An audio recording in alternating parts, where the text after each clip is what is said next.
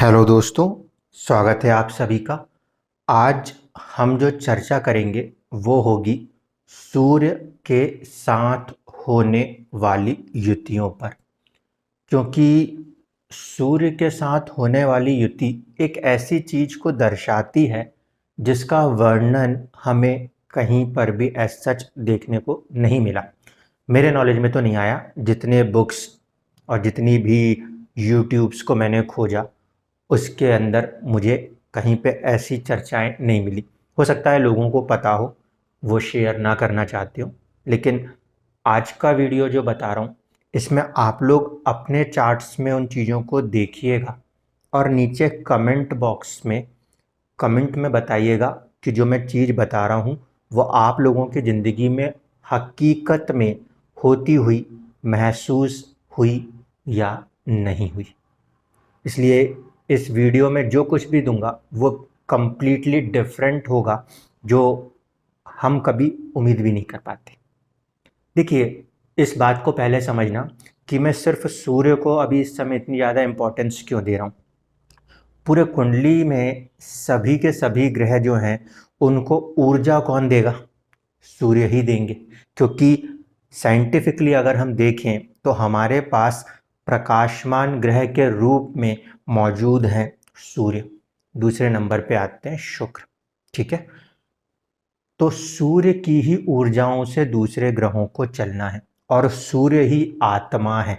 आत्मा के बिना आत्मा के बिना किसी और चीज की परिकल्पना ही नहीं की जा सकती। शरीर अपने आप में मृत है और सूर्य ही आत्मा है। अगर सूर्य ही आत्मा है तो सूर्य के साथ बनने वाला हर संबंध आत्मा के साथ बना हुआ संबंध कहा जाएगा।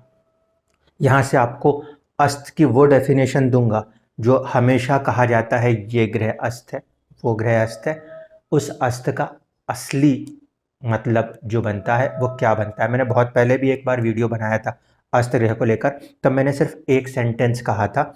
अस्त ग्रह के केस में उसके जो सिग्निफिकेंस हैं वो कहीं ना कहीं आपको सेफ रह जाते हैं। और मैंने लॉजिक दिया था कि जब चंद्रमा और सूर्य आपस में आते हैं तो हम ये देखते हैं कि कहीं ना कहीं चंद्रमा या तो पूरी तरह से ढकेंगे या सूर्य पूरी तरह से ढकेंगे। इसीलिए जब सूर्य उदय होता है तो चंद्रमा नज़र नहीं आते। अस्त होने पे इसका ये अर्थ तो नहीं ना कि चंद्रमा वहाँ पर नहीं है, वो हैं। उनकी सिग्निफिकेंस रह जाती है, वो एज अ प्लैनेट भले वहाँ पे कुछ दिखाई दें या ना दें। इसी लॉजिक को लेकर आज की जो चीज़ें समझाऊंगा उसको आप समझिएगा। किसी भी भाव में हो कोई फर्क नहीं पड़ता, वो युति किसी भी भाव में बनती हो उसका कोई लेना देना नहीं। पहले हम एक एक करके इन कंडीशंस को रीड करेंगे कि सूर्य अलग अलग ग्रहों के साथ कंबाइंड हो जाए तो उसका क्या अर्थ होगा।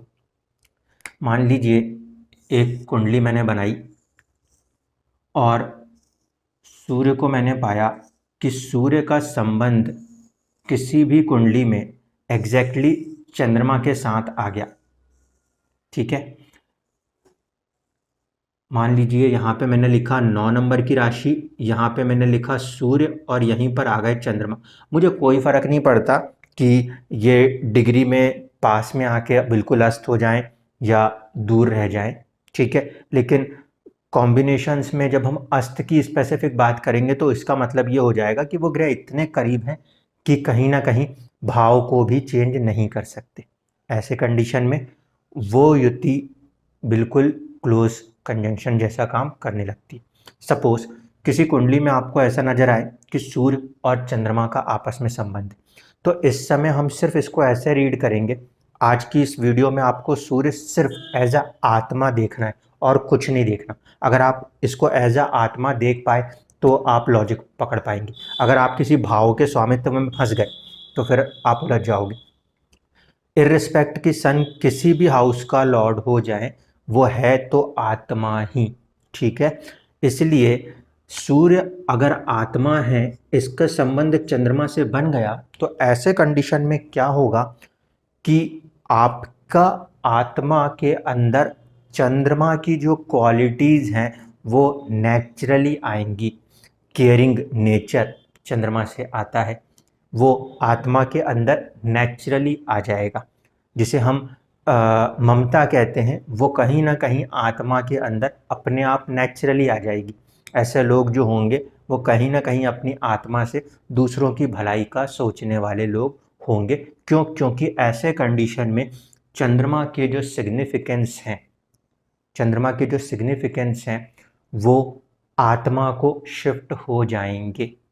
लेकिन इन युतियों में हमने ये भी देखा है कि ये मान लीजिए चंद्रमा इस कुंडली में स्वामी होंगे पंचम भाव के, तो इस कॉम्बिनेशन को हम ऐसे रीड करेंगे कि आत्मा के ऊपर उस पर्टिकुलर प्लैनेट के जो हाउस हैं, आत्मा के ऊपर जिसके साथ वो कनेक्ट हो रहा है, उस प्लैनेट के जो पर्टिकुलर हाउस हैं, उस हाउस के जुड़े हुए चीज एक तरह से उस आत्मा के ऊपर बर्डन हो जाएगा, बोझ हो जाएगा।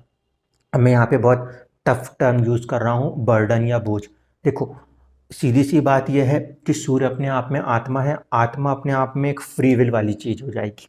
लेकिन जब उसके साथ कोई युति कर रहा है ना, तो मेरा ऑब्जर्वेशन कहता है कि वो युति इस तरीके से काम करती है कि आत्मा के साथ उस पर्टिकुलर प्लैनेट का जो भी हाउस, जिन भी भाव के वो स्वामी, उन हाउसेस की जुड़ी हुई चीज़ आत्मा के साथ बहुत क्लोज कनेक्ट है। अब आत्मा के साथ बहुत ही ज़्यादा क्लोज कनेक्ट है, तो इसको या तो हम एज अ बर्डन देख लें या एज अ गिफ्ट देख लें, ठीक है। लेकिन अनुभव यही रहा है कि ऐसे कंडीशन में जब हम टर्म यूज़ करने लगते हैं अस्त हो रहा है, तो वहाँ पे हम इसको देखते हैं कि उस पर्टिकुलर प्लैनेट का जहाँ भी राशि है उस राशि को देखें, वहाँ पे जो भाव है उन भावों को देखें, उस पर्टिकुलर भाव से जुड़ी हुई जो भी चीज़ होगी, चाहे वो प्रेम हो, चाहे वो विद्या हो, चाहे वो संतान हो, वो पर्टिकुलर चीज़ कहीं ना कहीं उस आत्मा पे सर्टेन अमाउंट का एक बर्डन जैसा होने लगेगा। क्योंकि सूर्य की, आत्मा की यहाँ पर आज़ादी छिन गई है, उसे भाव किसी के साथ शेयर करना पड़ा है। तो यहाँ पे ये एक चुनौती सी महसूस होती है। बर्डन अगर गलत टर्म लगे तो भी, लेकिन जो रियलिटी में दिख रहा है उसको तो मुझे इस तरीके से बताना पड़ेगा। अब अगर मान लीजिए कॉम्बिनेशन को कहीं और के लिए शिफ्ट कर देते हैं, चंद्रमा की जगह मैंने यहाँ पे आपके साथ बिठा दिया, बुध को बिठा दिया, ठीक है। और बुध को बिठाने के बाद मान लीजिए इसको बना देते हैं हम 4 नंबर से, तो ये हो जाएगा 3, 5, 6, 7, 8, 9, 10, 11, 12, 1 और 2। अब यहाँ पर हम देखें तो यहाँ पर ये युति जो है वो युति के तौर पे तो अलग से रीड करेंगे आपकी सूर्य और बुध का बुधादित्य योग है, अभी वो नहीं देखना। आप ये देखो कि आत्मा सूर्य वो किसके साथ रिलेट हुई है, मरक्यूरी, बुध के साथ। बुध के पास कम्युनिकेशन की क्वालिटीज़ होती हैं, इसीलिए सूर्य और बुध अगर एक साथ आ जाए तो इंसान के अंदर एस्ट्रोलॉजी हो, इंसान के अंदर मैथमेटिक्स हो, इंसान के अंदर आपका कम्युनिकेशंस की क्वालिटी हो, ये 3-4 चीज़ें जो बुध के सिग्निफिकेंस हैं वो आत्मा के पास नेचुरली अवेलेबल होंगी, नेचुरली अवेलेबल होंगी।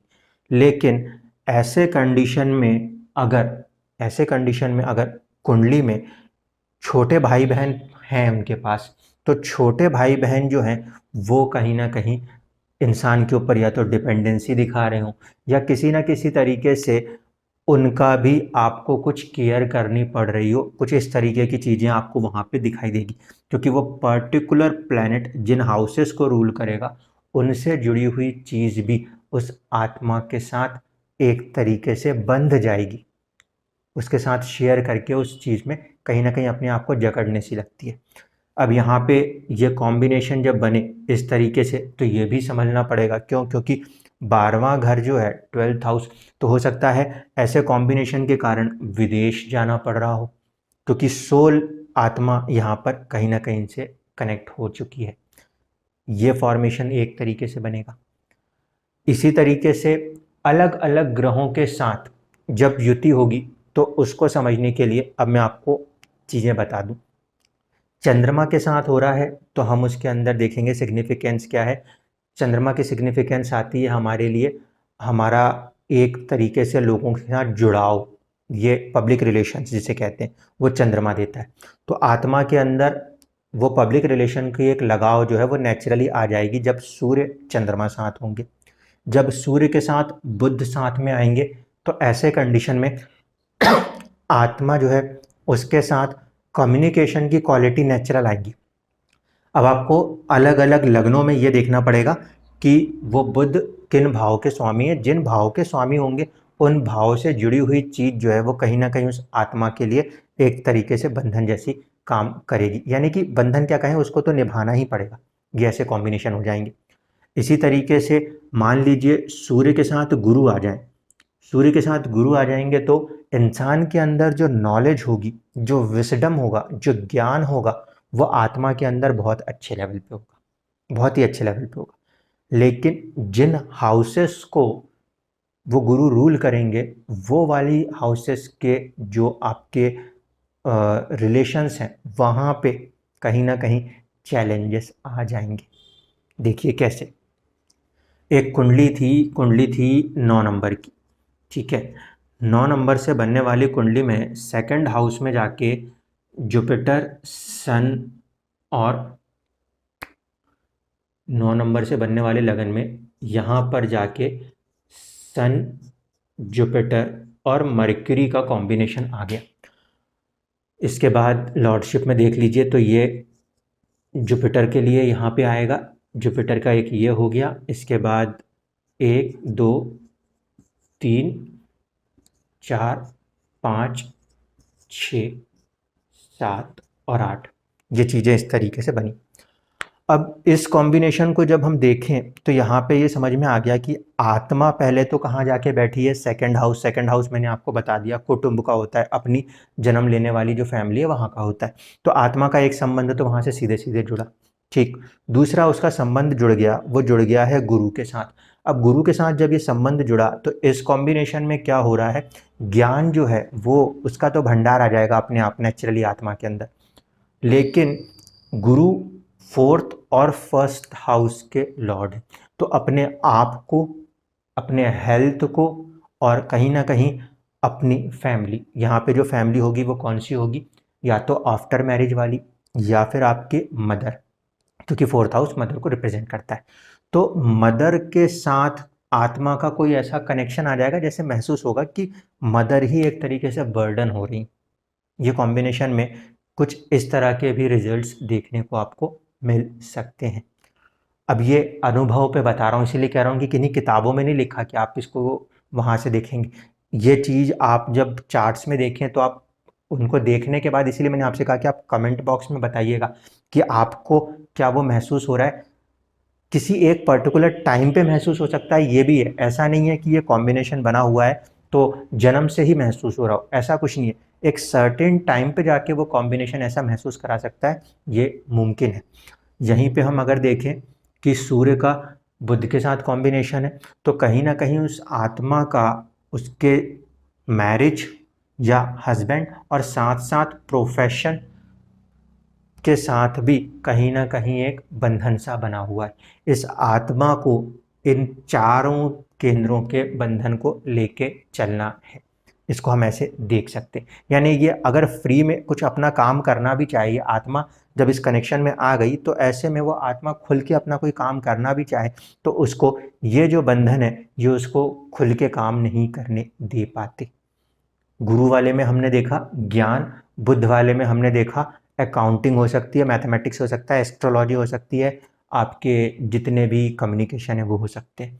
जुपिटर आ जाए तो फाइनेंसेस भी हो सकता है। जो जुपिटर के कारकत्व हैं वो सारे के सारे नेचुरली सूर्य की तरफ शिफ्ट हो जाएंगे। अब मान लीजिए कि मंगल के साथ सूर्य की युति मिल जाए, मंगल के साथ सूर्य की युति मिलेगी तो कॉम्बिनेशन में एंगर एग्रेशन बहुत ज़्यादा बढ़ेगा। क्यों? क्योंकि मंगल जो है वो एग्रेशन का प्लैनेट है और उसका कारकत्व है गुस्सा, और वो किस पे शिफ्ट हो गया, वो पूरी तरीके से आत्मा पे शिफ्ट हो गया। अब ये चीज़ नहीं कही जा सकती कि ये कॉम्बिनेशन ख़राब है, लेकिन इंसान की ज़िंदगी में ऐसी परिस्थितियां बनती जाएंगी जो उसको रह रह के गुस्सा देती रहेंगी, उस आत्मा को रह रह के एंगर और एग्रेशन देती रहेंगी।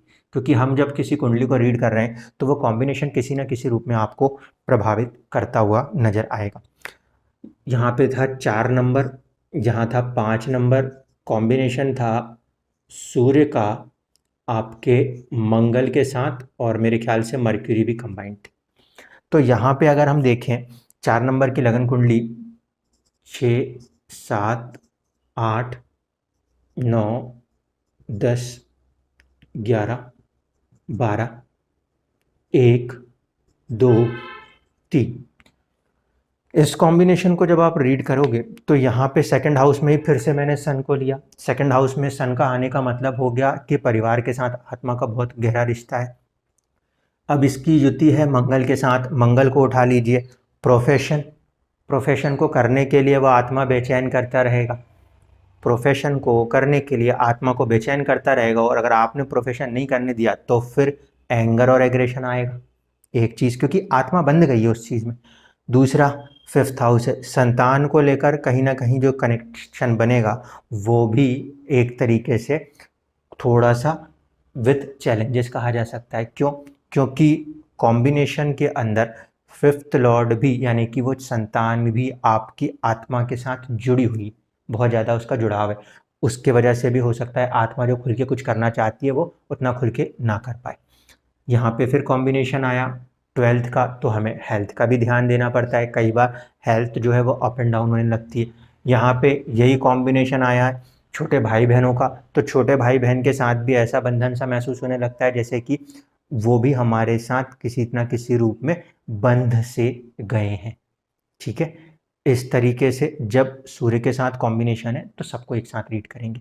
मंगल आए तो एंगर एग्रेशन आएगा। एंगर एग्रेशन में एक वजह, हाउसेस को देखना आप यहाँ पे नहीं, हर इंडिविजुअल लगन में अलग अलग हाउसेस की लॉर्डशिप चेंज होती रहती है, उसके हिसाब से इसमें अगर आ रहा है तो प्रोफेशन और चाइल्ड की वजह से आ सकता है, या मान लीजिए किसी का चार्ट हो तो यहाँ पे लव की वजह से भी आ सकता है, एजुकेशन की वजह से भी आ सकता है कि पढ़ाई के वक्त कुछ चुनौतियाँ खड़ी हो रही हैं तो वहाँ पे कोई ना कोई फैमिली डिस्टर्बेंस रीज़न बनती हो। इसके बाद हम बात करें शुक्र के साथ कॉम्बिनेशन को। शुक्र के साथ कॉम्बिनेशन के लिए मैं अलग दूसरा चार्ट लगाता हूँ, और मैं जितने चार्ट्स लगा रहा हूँ ये कुछ कुछ लोगों के चार्ट्स है, और ऑब्जर्वेशन के बाद जाके ये चीज़ें आप लोगों को समझा रहा हूँ कि उन लोगों से चर्चा करने के बाद ये चीज़ें ज़िंदगी में सामने आई। वो लोग अगर नीचे कमेंट करेंगे तो मुझे वैसे भी समझ में आ जाएगा। यहाँ पे 5 नंबर से कुंडली बन रही थी, यहाँ पे सूर्य बैठे थे, यहाँ पे शुक्र बैठे थे, और यहाँ पे बुध बैठे थे। ठीक है, नोट करना है तो आप यहाँ पे कर लीजिए। शुक्र का जब संबंध सूर्य के साथ आएगा तो शुक्र रिप्रेजेंट करता है विलासिता, तो आत्मा अपने अंदर विलासिता के सारे तत्वों को लेने की बात करेगी। ठीक है, शुक्र इज विलासिता, जब भी उसका संबंध सूर्य के साथ बनेगा तो ऐसे कंडीशन में विलासिता जो है वो आत्मा के साथ जुड़ना चाहेगी, इसमें कोई दो राय नहीं होगी। अब देखिए, यहाँ पे शुक्र का संबंध जब सूर्य से बनेगा तो वो खुद 3rd हाउस के लॉर्ड हैं, और इसके साथ साथ उनका जो संबंध है वो बनेगा 12, 1, 2, 3 और 4 10th हाउस से। तो कर्मा के साथ भी आत्मा का बहुत बड़ा बंधन जुड़ा हुआ है, यानी कि आत्मा इंसान से कर्म करवाएगी ही करवाएगी, उसके बिना वो रेस्टलेस करेगी, एक चीज़। दूसरा कि आत्मा का यहाँ संबंध 3rd हाउस से बना हुआ है। 3rd हाउस से बनने का मतलब क्या हुआ है कि यहाँ पे आत्मा पराक्रम करवाना ही चाहती है, और 3rd लॉर्ड साथ में आया है तो वो और ज़्यादा बाउंड करके कहीं ना कहीं पराक्रम करवाएगी, बहुत ज़्यादा बाउंड करके। मतलब बाकी की सारी परिस्थितियाँ आपको सपोर्ट नहीं कर रही और आपको फिर भी लड़ना है परिस्थितियों से। ये कॉम्बिनेशन इस तरीके से काम करने लगा। इसमें ये बुध का फॉर्मेशन जो था, ये बुध का फॉर्मेशन बहुत अजीब सा काम कर गया। ये बुध जो है ये 2nd हाउस का लॉर्ड है, यानी कि आपका कुटुंब है जहाँ पे आपने जन्म लिया, वो अपने आप में उस आत्मा के लिए एक बंधन का रोल निभाने लगेगा। क्योंकि आत्मा फ्रीली कुछ काम भी करना चाहेगी तो इस पर्टिकुलर हाउस की लॉर्डशिप को लेकर जब मरकरी यहाँ कनेक्ट हुए हैं तो ये आत्मा को उस फ्रीडम के साथ काम नहीं करने देना चाहेंगे जितने कि वो फ्री काम कर सकती। यहाँ पे इनके बड़े भाई जो हैं, उनका भाव 11th हाउस जो सबके लिए होता है उसके स्वामी होकर भी बुध जुड़े हैं। ऐसे में इस सूर्य बुध के कॉम्बिनेशन की वजह से ये सोल जितना फ्रीली काम करना चाह रही है वहाँ पे कहीं ना कहीं बड़े भाई को भी किसी तरीके के हेल्थ इश्यूज देखने को मिले और वहाँ पे ये एक संबंध कहीं ना कहीं आत्मा को एक फ्रीडम के साथ जो वर्क करना चाहिए था उसे नहीं करने दिया गया। इस तरीके से हमने इन चीज़ों का अनुभव किया हुआ है कि ये कॉम्बिनेशन ऐसे रिजल्ट्स को करने लगते हैं। तो यहाँ तक हमने कनेक्ट कहाँ तक करा? सूर्य चंद्रमा, सूर्य गुरु, सूर्य मंगल, सूर्य शुक्र और सूर्य बुध। ठीक है, इस कॉम्बिनेशन के बाद अब सबसे ज़्यादा ड्रास्टिक कॉम्बिनेशंस आते हैं, उसको समझिएगा। सबसे ज़्यादा ड्रास्टिक कॉम्बिनेशन जो होता है वो होता है सूर्य का शनि के साथ। सूर्य का शनि के साथ कभी भी कॉम्बिनेशन आएगा तो that is the most drastic combination. क्यों होगा इसको समझिए।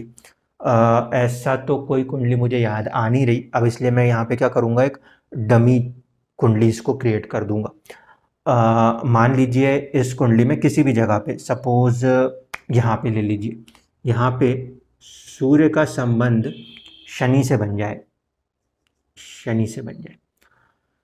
ऐसे कॉम्बिनेशंस में भी कुछ लोग इसको पितृदोष से जोड़ देते हैं। बेसिकली सूर्य के साथ राहु और केतु का कॉम्बिनेशन वो पितृदोष के साथ देखा जाता है, इसलिए उस कॉम्बिनेशन को हम टोटली डिफरेंट स्टडी करेंगे। सूर्य के साथ शनि के कॉम्बिनेशन को जब देखेंगे तो कारकत्व क्या है शनि के पास?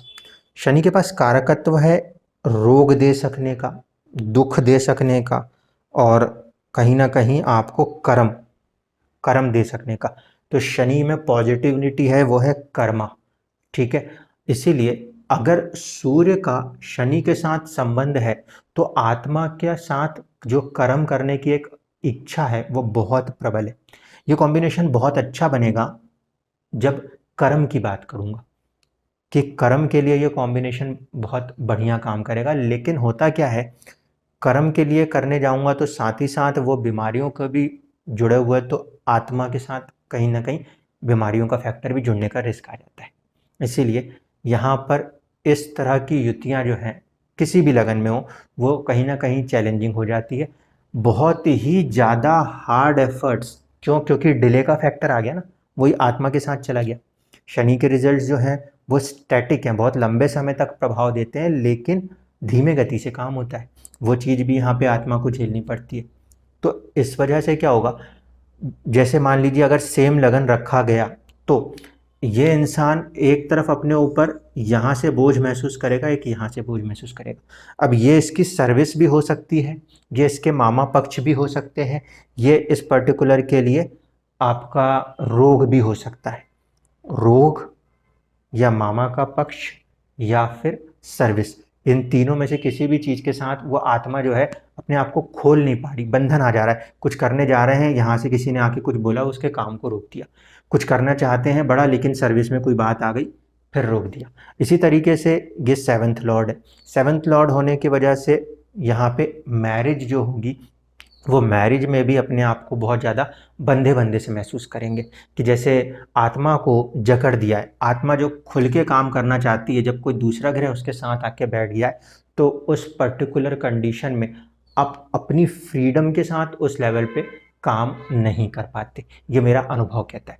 अब इस चीज़ को मैं एग्जैक्टली अस्त और उदय के साथ नहीं जोड़ता, क्योंकि अस्त और उदय जो हो जाता है वो क्या होता है कि डिग्रीज के कंसेप्ट पे लिखने वालों ने अस्त और उदय लिखा है, लेकिन यहाँ पे वो डिग्री से ज़्यादा हो डिग्री से कम हो मुझे कोई फ़र्क नहीं पड़ता। जो लोग बस ऐसे युतियों को पढ़ देते हैं ना कि लगन में ये बैठा है, साथ में बैठा है, डिग्री को देखने की क्या ज़रूरत है, इतने ज्ञानी होते हैं कि कोई डिग्री देखने की ज़रूरत नहीं होती, ये बैठे हैं तो वो इसको अस्त मान लेते हैं, ये कुछ मान लेते हैं। उनके लिए बता रहा हूँ, जब कभी भी युति इस तरीके से नज़र आए और डिग्री ना देखी जाए तो आपको ऐसे देखना है कि आत्मा के साथ संबंध कैसा है। और अगर कुंडली में एग्जैक्टली जाना है अस्त है या नहीं है, उस केस में आपको डिग्रियों को भी देखना पड़ेगा क्योंकि ये कॉम्बिनेशन जो मैं आपको इस समय बोल रहा हूँ इसका डिग्री से कोई वास्ता नहीं है। इसका वास्ता इस बात से है कि एक पर्टिकुलर भाव में एक राजा के सिंहासन में सिर्फ राजा बैठ सकता था, उस सिंहासन के अंदर कोई दूसरा अगर आया है तो फिर उसके साथ उसकी जो चीज़ें हैं वो भी किसी न किसी रूप में जुड़ गई। आत्मा अपने आप में फ्री थी, लेकिन आत्मा की जो फ्रीडम है वो पर्टिकुलर प्लेनेट के वहाँ पे आ जाने के कारण उसने उसको कुछ तोहफा तो दिया, साथ ही साथ एक तरह से कुछ बोझ भी डाल दिया।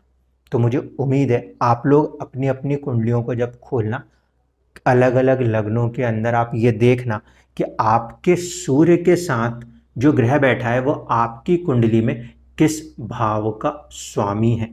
जिस भी वो भावों का स्वामी होगा उस पर्टिकुलर भाव से होने वाली चीज़ें आपकी आज़ादी को, जिस लेवल पे आपकी आत्मा फ्रीली काम करना चाहती है उसको रोकने का प्रयास किया करेंगी। आगे के वीडियो में हम सूर्य से जुड़े हुए 2 इम्पॉर्टेंट योगों की बात और करेंगे जो कि बुक्स में मेंशन्ड होता है कि सूर्य के आगे या पीछे जब ग्रह बैठे हों तो किस तरीके से योग बना करते हैं। धन्यवाद।